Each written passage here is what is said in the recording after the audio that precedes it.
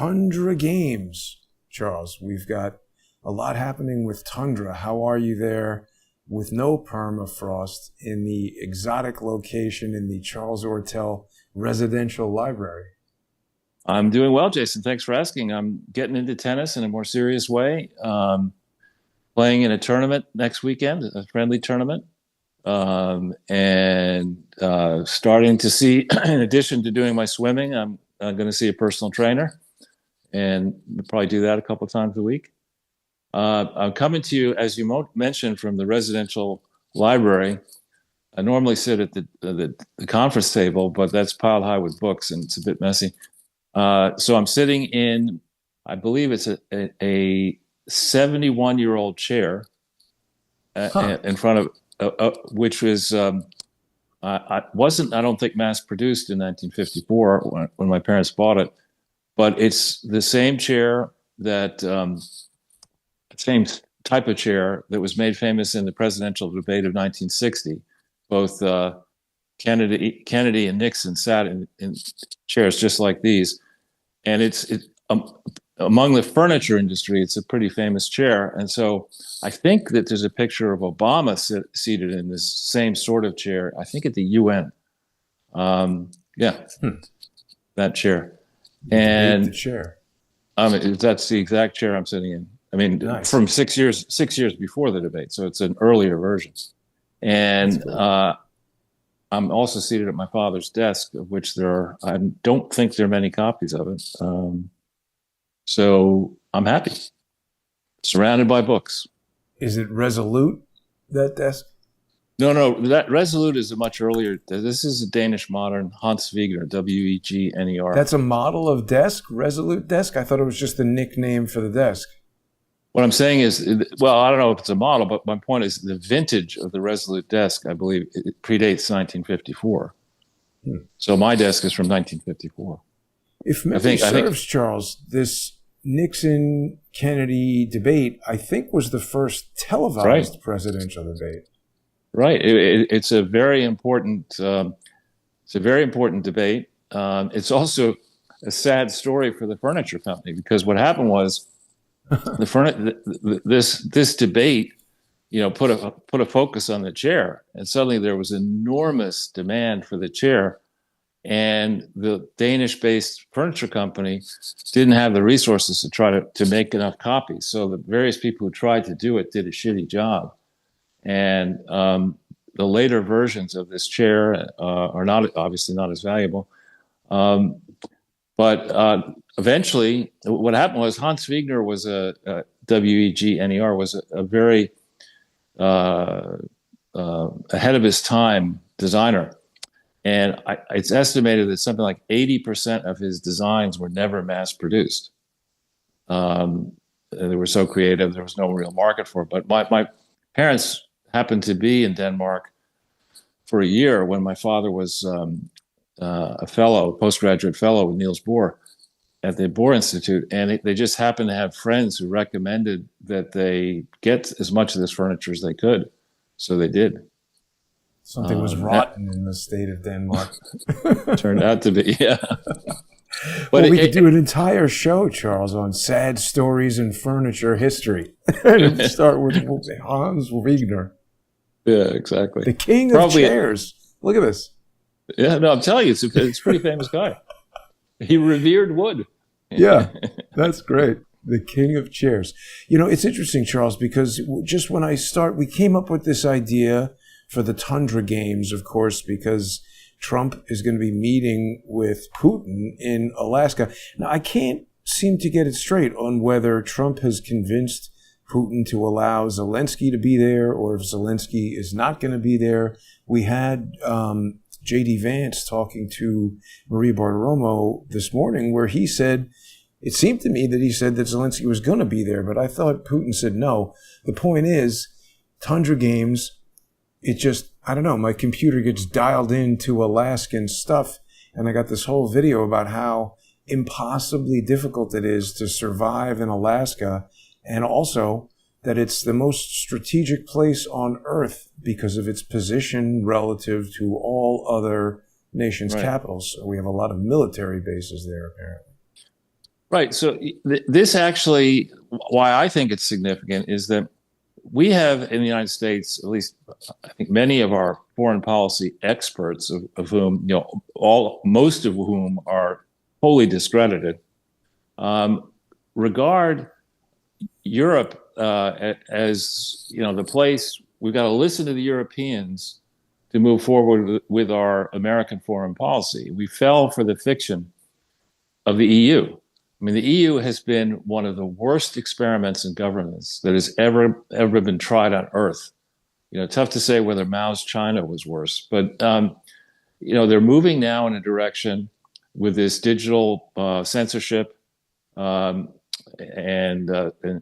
canceling of views in opposition to their sainted policies. I mean, they subjected the German economy and then the European economy to this radical shift in power creation that has resulted in soaring energy costs and blackouts and brownouts. And it was an absurd switch that they pulled. They've jumped all over this climate change bullshit. And now they're whole hog into censorship. And so I think what Trump and Putin actually have cleverly done here is to say, we can resolve this Ukraine crisis without you guys. If you want to fight this, as Zelensky in Europe have already signaled. I mean, Trump and Putin said they're going to meet. Immediately, Zelensky said, and that the basis for any peace was going to be territory for peace. And immediately, Zelensky says, no territory. We fight on. We need more money. I mean, it's clear that the European view on how to proceed here is radically different than the view of the American people, who I can't speak for all Americans, but I believe the most sensible Americans don't believe our sons and daughters should be fighting the stupid war that Obama and Kerry and Victoria Nuland instigated starting in 2014. You could lay the blame further at Bush's feet because he was very all in for pushing into Ukraine in his presidency too. So it's a bipartisan failure. It's a mess. You've got, I don't know how many refugees out of Ukraine scattered around the world.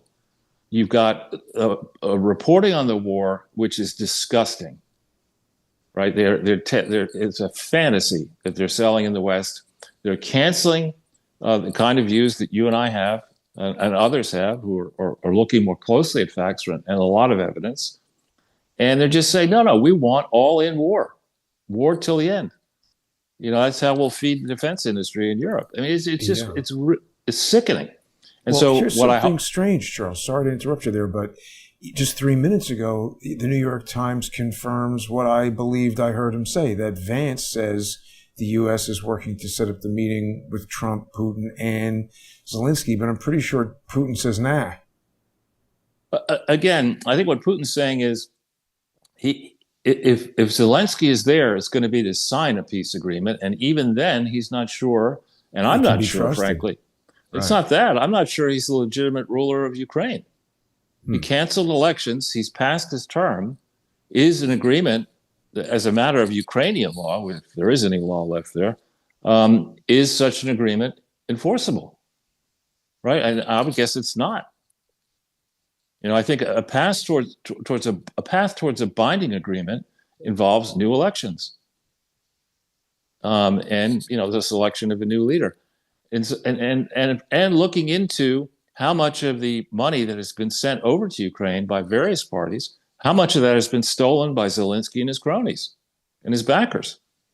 Yeah. And so there needs to be an accounting for that. So I think it's it's probably sensible for Trump and Putin to meet, and they are at a similar level of global stature. Zelensky is a little monkey. He can't even wear a suit. Now, Charles, do you put any weight on Trump's recent change in tie color? He normally would have a red tie, I think, but lately he's been changing it up. Well, in the summer, that's a summer tie. Uh-huh. So maybe that's why he's wearing it. But he looks, he takes great pains to dress well and to be, to play the part that he is, I believe, the most powerful politician on earth, an historic figure. Clinton used to show up when he was president on the weekend in short shorts, and there's a picture, I think, of him and Steph Floppanopoulos and those guys, some people like that, with yeah, with greasy pizza boxes, chowing down on pizza in the Oval Office, and with, I think, a greasy pizza box on the Resolute desk. I mean, that's the kind of respect that Clinton had for the office, whereas I believe Trump has quite some respect. And you mentioned Hillary Clinton.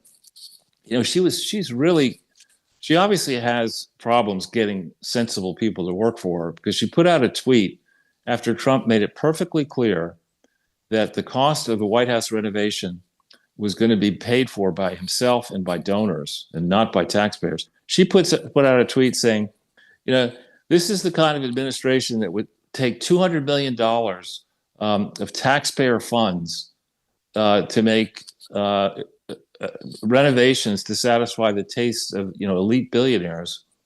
And I don't know if she made some comment about it coming out of the hands, the mouths of the homeless people, but it's just factually incorrect. And on that point, another moron is Eric Holder, who just went on, I think, Meet the Depressed, and said something like, there is no basis, no predicate for any investigation into Barack Obama and the others on Russiagate. You should not, if you say something like that, as a lawyer, as the former attorney general, it's just totally incorrect, obviously incorrect, but that soundbite was needed so that the rest of the morons in the legacy press can say, see, yes, Trump is doing this over here, but the previous attorney general believes there's no predicate. Well, the previous attorney general said that he was proud to be Obama's wingman. Can you imagine if Bill Barr said, my function is to be Donald Trump's wingman? What would have happened? Right? Holder says that. Then he gets what was it in Congress? Censured in Congress. And he says in another interview, and many other times, he says, I will wear that action by Congress as a badge of honor. Steve Bannon went to jail. Yeah. Contempt of Congress. Steve Bannon went to jail for that. And this moron is out on Meet the Depressed, lying again. There's a golden opportunity for the new leadership at CBS, maybe for the guy at CNN, to call Holder out. He should be disbarred. He should lose his license to practice law, and he should be investigated. He should be investigated. Terrible. There's a word, I think, contumacious or something like that, which means complete disregard for the law, and that is what Bill Clinton, in the Susan Weber Wright opinion, she used that word to describe him. And she was right. I had to look it up when that word first came up. Yeah, I thought it meant something like in certain legal filings. Yeah, what does it say? I can't read it. So it says, especially of a defendant's behavior, someone who is stubbornly or willfully disobedient to authority. But it's like a law filing kind of word. Right, it's bad. Oh yeah. I mean, you shouldn't. I mean, when a sitting president of the United States is called that by his former law student who became a judge, you should be able to say, look, dude, there's a spectrum. It's like this, and you are on Mars. You're not in the spectrum. You're in Uranus, actually, on this one. Anyway, so I do. Mm-hmm. Yeah, go ahead. I do think, though, that the meeting, if it comes off in Alaska, is a good thing. And I think it's going to be about more than Ukraine. And that's why Putin, reports are that Putin asked for the meeting. And I think if it's not a 2-hour meet and greet, but a longer session, and they have a chance to really go in depth. And if Lavrov, I think it's very important that Lavrov and Dmitry, whatever his name is, there's a Medvedev. No. Kirill something. Kirill, Kiril, somebody. He's a guy. I think he runs the Sovereign Wealth Fund, or he's being, I think, groomed to be the next potential leader of Russia after Putin. But he's a very sensible guy. Lavrov, I think, is a very sensible guy. If they get in a room and it's Trump, I don't know who Rubio, I guess, would be with him, and who else, I don't know. But if it's, say, it's 3 Americans and 3 Russians, and they get into a room and they really hash it out and they listen to each other, I think very good things could happen as a result of it. Kirill Dmitriev? That guy, yeah. He's younger than me. Yeah, I'm old now. Yeah. What about me? I guess that makes me ancient. But so that could be a very good thing. He's born in Ukraine. Born in Soviet really? Wow. Ukraine. Yeah. See, this is part of the problem, is that people don't realize that Soviet Ukraine, a lot of people, including my ex-wife, really considered themselves Russian. Right, exactly. And when you think about it, the way in which I was very hopeful in 1989 and through 92, when first the Berlin Wall came down in 88, and then events precipitated the dissolution of the Soviet Union. I was hopeful that the West would assist these former constituent states of the Soviet Union into a productive, fast growth path into the 21st century. And instead, that period under Clinton, if you talk to people who lived through it, I mean, it was diabolical what happened. A lot of people died of starvation. Think of that in the former Soviet Union. And basically what happened is the pirate banks and the pirate multinational finance organizations stole a whole bunch of wealth. They misvalued the government-owned properties around the former Soviet Union Eastern Bloc and let cronies like George Soros and others snap these things up for pittance, creating this elite group of oligarchs who had obviously no wealth under the Soviet Union. So it's a sordid chapter in international affairs. And who was right in the middle of it? Bill Clinton. Yeah. Hillary Clinton. Charles, do you know in any sense what people in Russia think about perestroika? Do they look at it as something good or something not good? I mean, I only know a few people there, and I would say that they view it as a very bad thing. Huh. With reason. The other thing is that this plan to privatize government-owned assets, this didn't begin with the Soviet Union.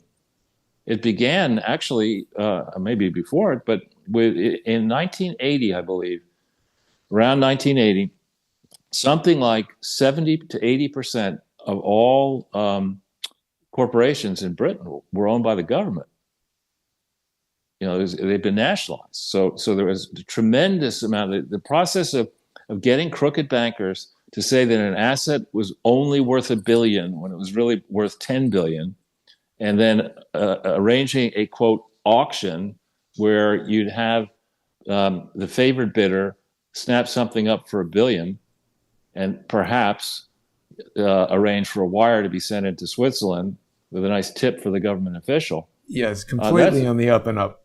Yeah. Well, I have done many auctions actually of companies the right way. And first, selling companies is much more difficult than selling furniture or art or shares of stock, because it's tough to figure out what really is the value of a company, even if you know what you're doing.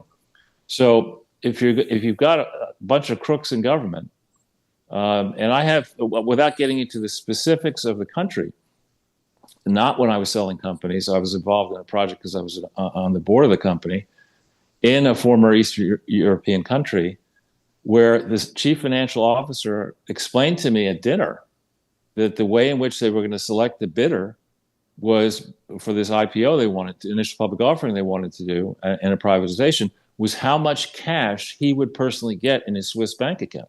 Wow. He just said it flat out in the meeting. Wow. Oh yeah, you're just the kind of person I want to work with, But that's the way it worked, in quotes. And so all of that needs to be looked into, actually. Yeah, I mean, it really almost seems, Charles, like this would have to have been the prototype, right? They're saying, this is pretty good. Let's steal more money by doing this in the UK. In fact, this might have been such a windfall that they could say, hey, you know what? If we could destroy the Soviet Union, it would give us another opportunity to do exactly this. Right, and And there's maybe another they're doing example. that to the United States now. I mean, we always talk about, like, I don't really understand how destroying something makes you money, but apparently there's lots of ways.